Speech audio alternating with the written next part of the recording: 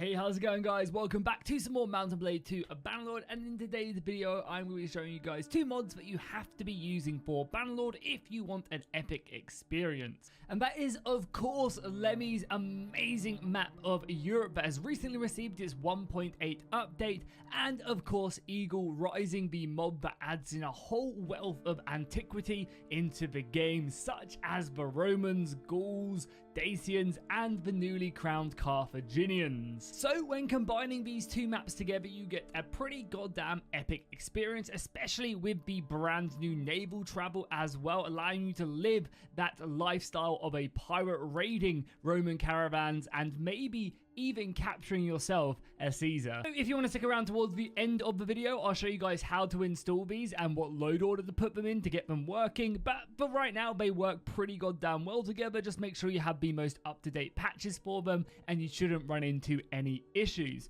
So with the map, obviously what it does is it overlays the current factions of the Calradia map onto Lemmy's Europe map. So wherever Lemmy has placed the Southern Empire, that's where the Southern Empire are going to be. Now we are going to be getting a compatibility patch with the Eagle Rising team later on down the line when they have replaced the Germanians or the Sturgians with the Germanians. As of right now, this is the last faction they need to replace in vanilla Bannerlord, and this is the faction that they are planning on replacing next. So that's currently what they're working towards. Right now they are still Sturgians, but once this faction is gone, there'll be no vanilla factions, and then they are planning on working on doing a full compatibility patch, which will be very exciting, placing factions where they want to place them, etc, etc, which is, yeah, very exciting, but it works just as well right now. So where are all the factions? So we of course have the Red Romans right here, led by Rhaegar. They have been kind of had a few colors switched around. Obviously Red Romans have to be in Rome because that's just how it works. If you play Total War Rome, you know that they are the best. Yeah, so we have the Empress herself ready to lead the Romans out of here, and following that, she obviously owns a lot of territory in the entirety of Italy, going all the way up through to the Po Valley, and even some pretty nice forts as well in the Alps. Very defensible indeed. Corsica, Sardinia is currently under Roman control, along with Sicily. Then off to the left, we do have the Carthaginians. So this is the most recent faction that you can play with right now. They have a whole wealth of just amazing rosters, so many different unit trees as well. You go from Numidian units into kind of state hoplite troops, into noble sacred band, into Spanish mercenaries. It's a very vast tree, and Carthage is super awesome. And they're going to pretty much kind of control all of North Africa over on this left-hand side of the map. In Spain, as of right now, we do have another Roman faction. Of course, there are 3 Roman factions in the base game, and Eagle Rising haven't done as much to replace that stuff quite yet. So we do go ahead and have the Blue Romans that are, of course, led by our main boy Gatrix. So this is the Northern Empire up here. And they're going to be situated basically owning the entirety of Spain, which gives them pretty decent control over their forces, ready to push in.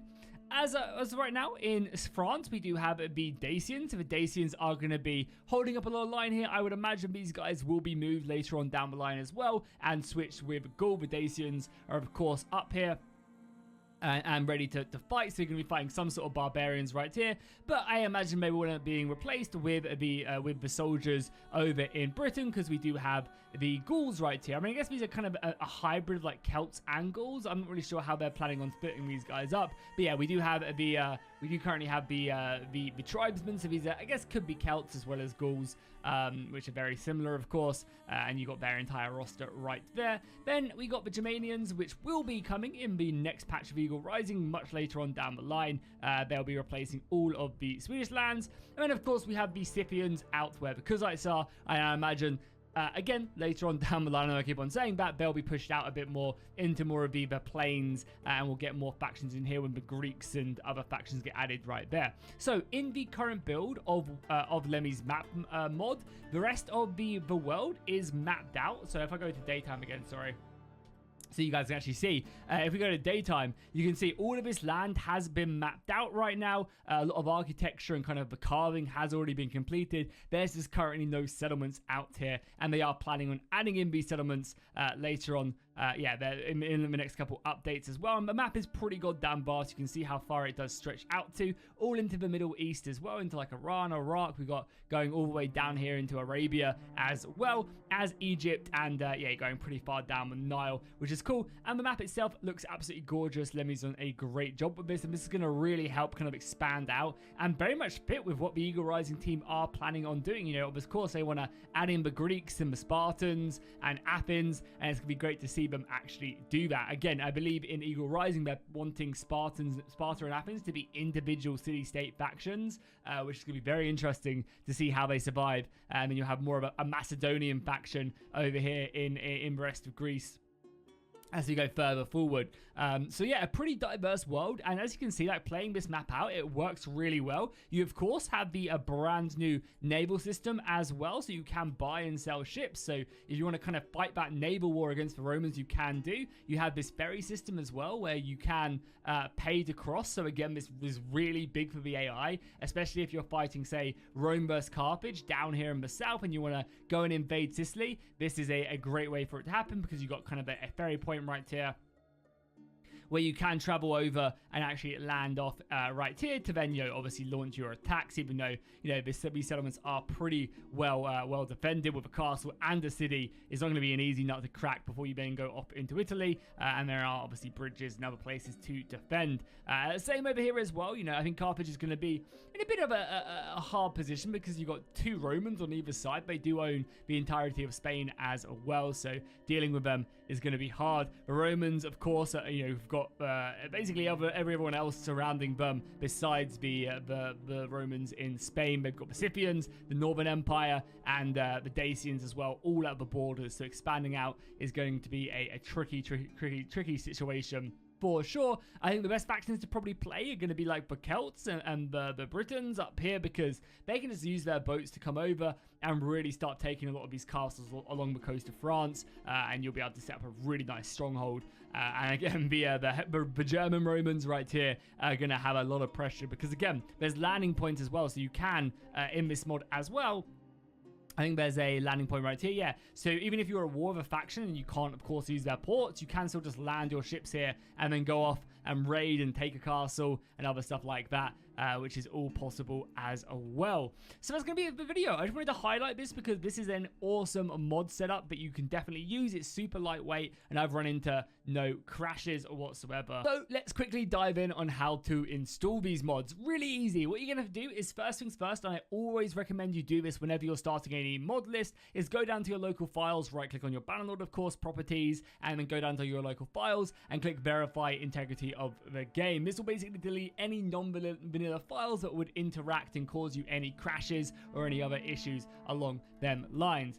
Also, at the current moment, make sure you are not on any beta, but this is a way that you can revert back to the older betas if you want to.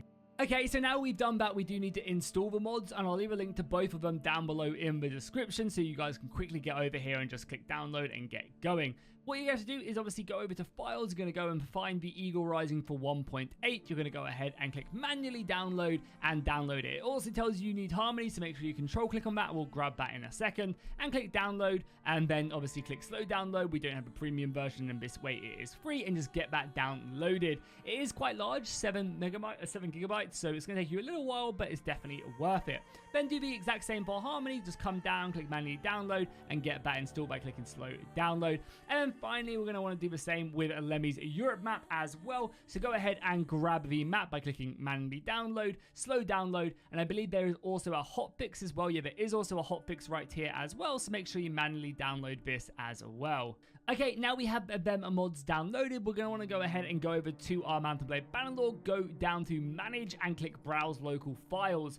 This should go ahead and open up exactly where you need to dump them, and then you go into your module folder right here, and this is basically where you put every single mod you'll ever download is in your Bannerlord module folder, and that's an easy way to find it. Then we're going to want to go ahead and open up these using WinRAR 7-zip. You can download them for free, and that's basically how you unpack a RAR file, and it's going to be really easy to install them. You basically just click them, drag, and you drop them in, and they should just go ahead and load up. It shouldn't say what it's about to say for me. I've already got them installed, so it's going to say, oh, do you want to replace these files? For you guys, it shouldn't, but all you have to do is just drag and drop these in with no issue. Again, like right for me, it's saying, oh, do you want to remove them? It's because I've already got them. And you'll do the same for Eagle Rising as well. Just drag and drop it in.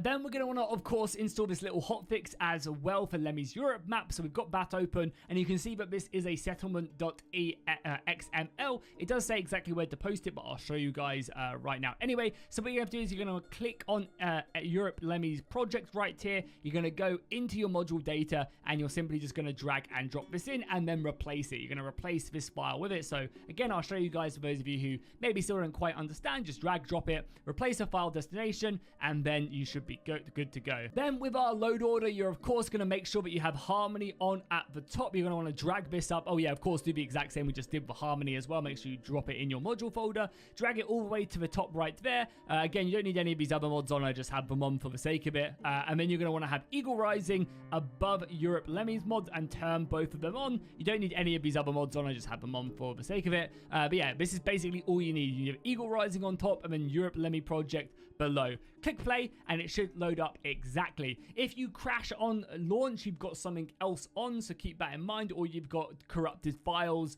If it doesn't get past this point of the load, generally it means that you've just got a conflict of mod files and it doesn't work. And then here you go, we've got the campaign right here. It should be good just to load up. I recommend playing Sandbox. That seemingly is a bit more stable. I think there is also currently a crash when you press Control M, because there's a little bit of a conflict with the ship mode and also the specialist mode as well. I actually haven't seen how they fixed that, but I'm sure there's a patch somewhere if you want to join their discords, which you can find over on the Nexus pages to find out exactly how you do that, so you can mess around with the specialist system and also the boat system. But besides that, I've run into no issues whatsoever. The mods work flawlessly together. So if you enjoyed this, be sure to drop a like and a comment down below. If you found this install guide useful at the end of the video, make sure you let me know, because I'll do more of them, and I'll see you guys in the next one.